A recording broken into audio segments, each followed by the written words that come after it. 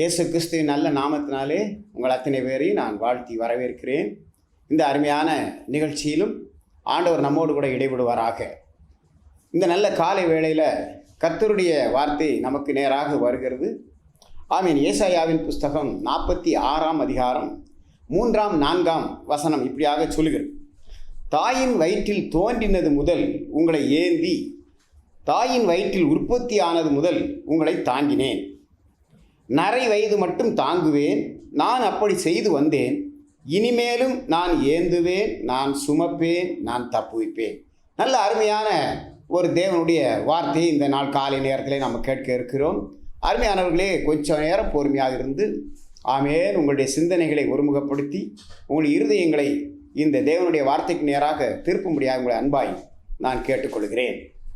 பாருங்கள், வேத வசனம் சொல்லுகிறது, தாயின் வயிற்றிலே தோன்றினது முதல் உங்களை ஏந்தினேன், தாயின் கற்பத்தில் உற்பத்தி ஆனது முதல் உங்களை தாங்கினேன் என்று சொல்லி அப்புறம் ஏந்துகிறார், தாங்குகிறார். அருமையானவர்களே, ஒரு தாயானவள் ஒரு கற்பவதி ஆகும்போது அந்த பிள்ளையை பெற்று எடுப்பதற்கு முன்பாக அந்த அருமையான மகள் அந்த குழந்தையை, அந்த சுமையை தாங்குகிறவளாக இருக்கிறாள்.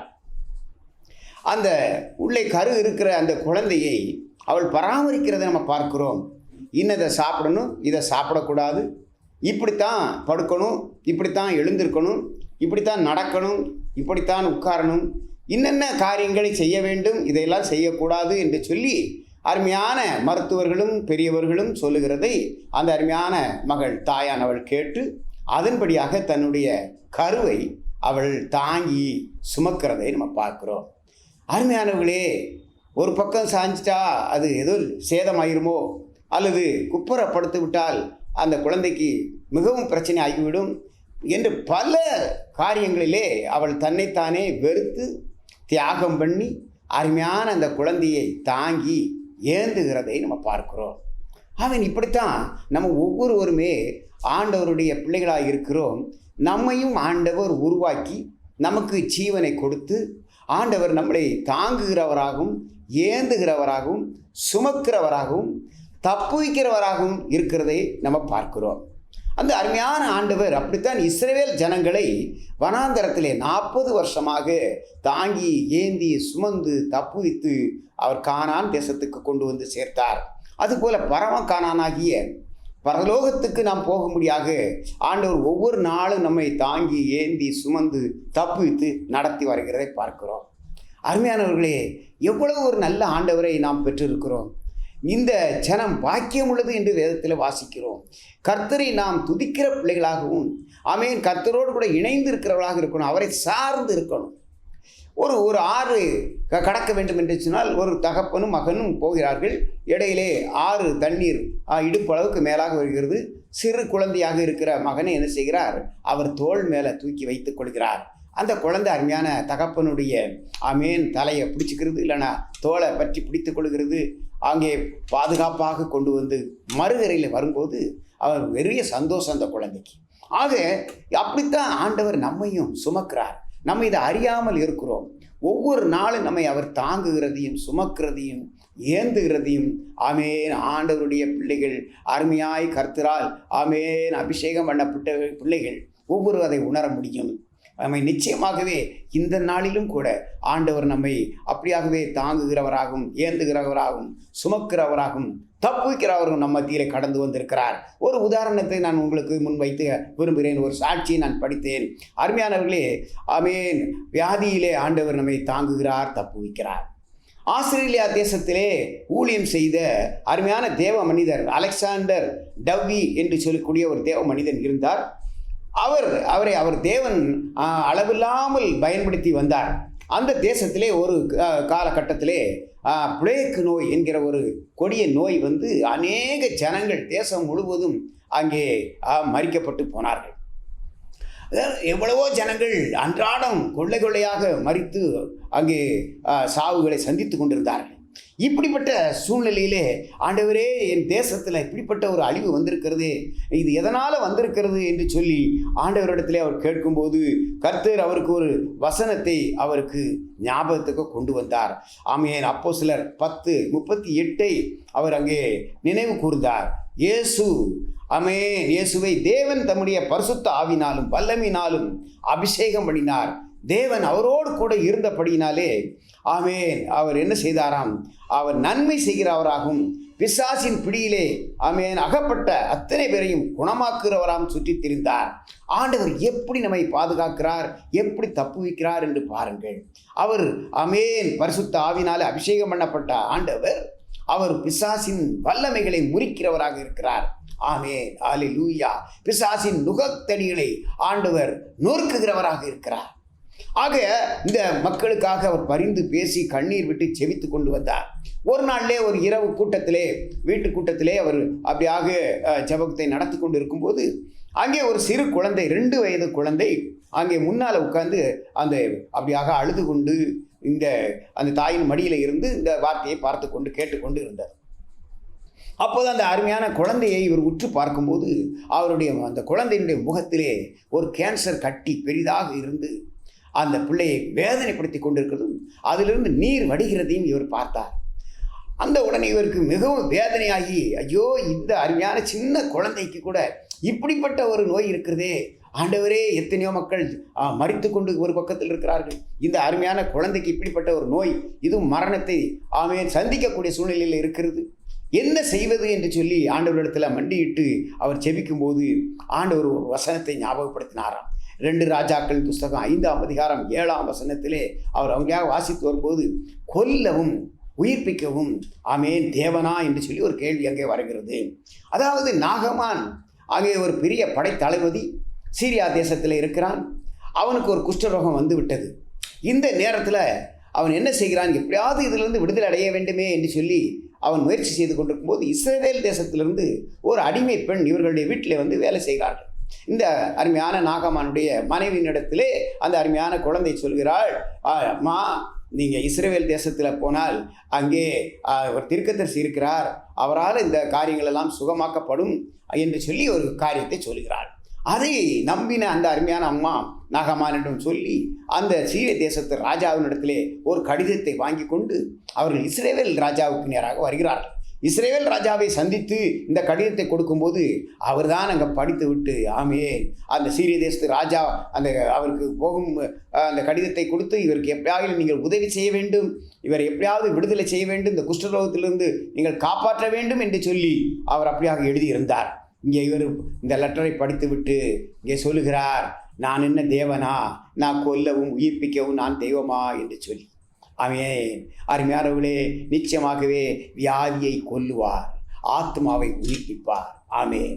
அந்த அருமையான ஆமென் மகனுக்கு சொல்லுகிறார், நீ யோர்தானிலே போய் 7 தரம் முழுகி ஆமென் எழுந்திருக்க வேண்டும், அப்பொழுது நீ குணமாவா என்று சொல்லி அந்த வார்த்தையின்படியாக அவர் போய் அங்கே மூழ்கி அவருக்கு அங்கே சுத்தமானதையும் சுகமானதையும் நம்ம பார்க்கிறோம்.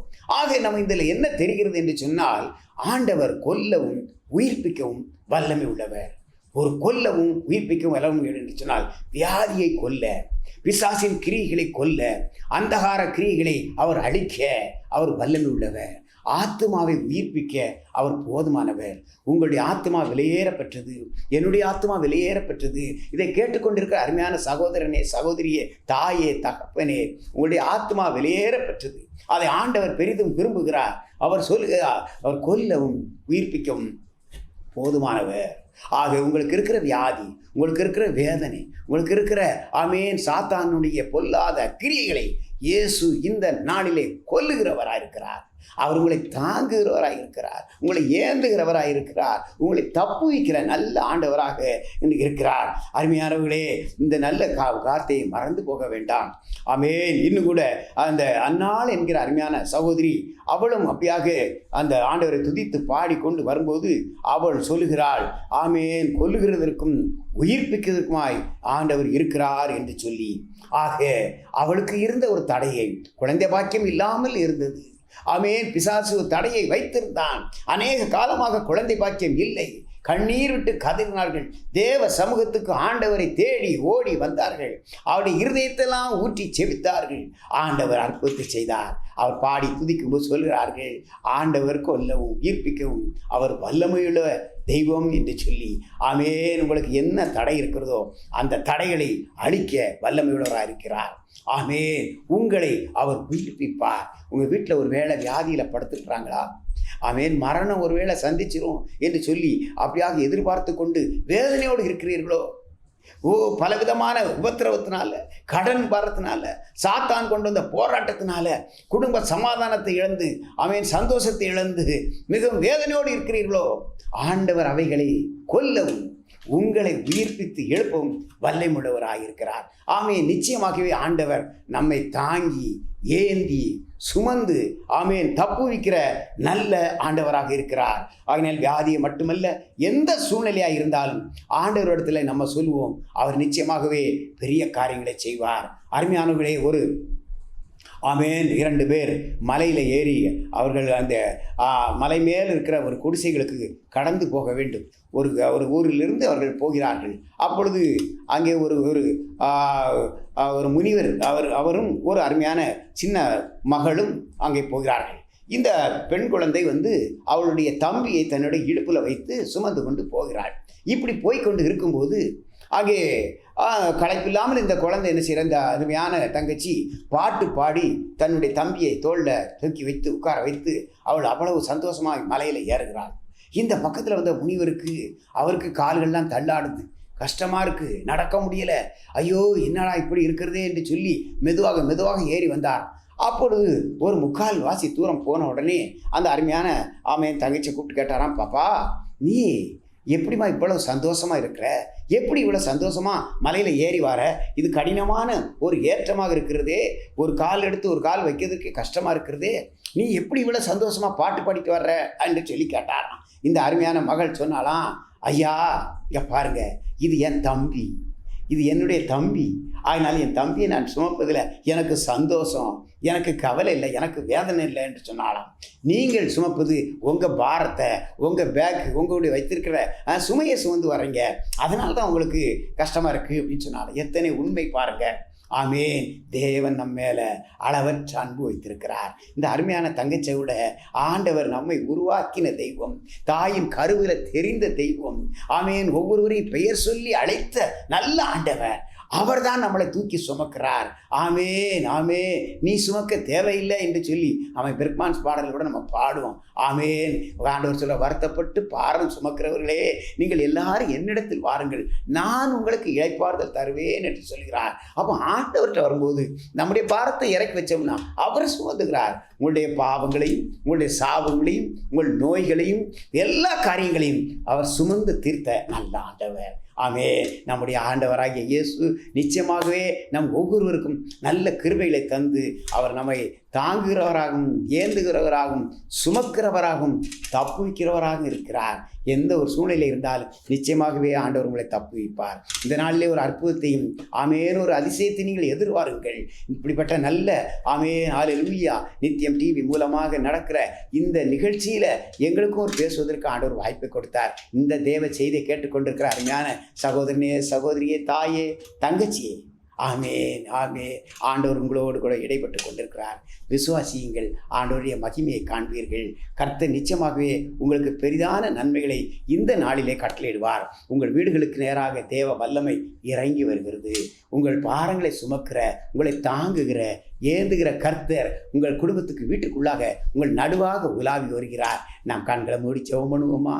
நல்ல ஆண்டவரே, பரலோகத்தின் தெய்வமே, உடைய வார்த்தைகளுக்காய் நன்றி ராஜா.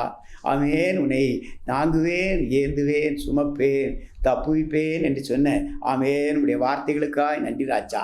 எங்கள் குடும்பத்தில் பலவித சூழ்நிலையிலையும் நாங்கள் இருக்கிறோம். இப்போது இந்த டிவிக்கு முன்னால் நின்று ஆண்டவரே உடைய வார்த்தையை நாங்கள் கேட்டுக்கொண்டு இருக்கிறோம். ஐயா, கர்த்தர் ஒரு அற்புதத்தை செய்யுங்க ராஜா. இந்த நாளிலே உடைய வல்லமை இறங்கி வருவதாக. உடைய உயிர் தெழுந்த வல்லமை குறைந்து போகவில்லை. கர்த்தர் நிச்சயமாகவே ஒவ்வொருவருக்கும் அற்புதத்தையும் அதிசயத்தையும் செய்து உடைய வல்லமை விளங்க பண்ணுவீராக. தேவனுடைய நாமத்தை நாங்கள் மகிமைப்படுத்துகிறோம். கர்த்தாவே, உங்களுக்கு பெரிய காரியங்களை எங்கள் மக்கள் வாழ்க்கையில் செய்யப்பா. யார் யார் வேதனையோடு துயரத்தோடு கண்ணீரோடு இருக்கிறார்களோ, இனி நான் என்ன செய்வேன் என்று இருக்கிறார்களோ, அடுத்த ஸ்டெப்பு எங்கே வைக்கிறதுன்னு தெரியல, மரணத்தோடு போராடி கொண்டு இருக்கிறோமே என்று சொல்லி கலங்கி இருக்கிற பிள்ளைகளை கர்த்தர் தூக்குவீராக, சுமப்பீராக, உம்முடைய கரத்தை நீட்டுவீராக. உம்முடைய அற்புத கரத்தினால் அவர்களை தொட்டு ஆண்டவர் விடுதலை தர வேண்டும் என்று நாங்கள் ஜெபம் பண்ணுகிறோம். கர்த்தர் எங்கள் ஜெபங்களை கேட்டு ஆண்டவர் அற்புத அதிசயங்கள் செய்வதற்காக உமக்கு கோடி ஸ்தோத்திரம், கோடி ஸ்தோத்திரம் அப்பா. முற்றிலுமாய் தாழ்த்துகிறோம். ஆண்டவர் ஒருவர் மகிமைப்படுவீராக, மகிமைப்படுவீராக இயேசுவின் நாமத்தினால. ஆண்டவரே, இந்த வார்த்தைகளை ஆசீர்வதி, கேட்ட பிள்ளைகளை ஆசீர்வதி. பிதா, குமாரன், பரிசுத்த ஆவியின் நாமத்தினால நன்மைகளை நாங்கள் எடுத்துக்கொள்கிறோம். இயேசுவின் மூலம் பிதாவே, ஆமேன், ஆமேன்.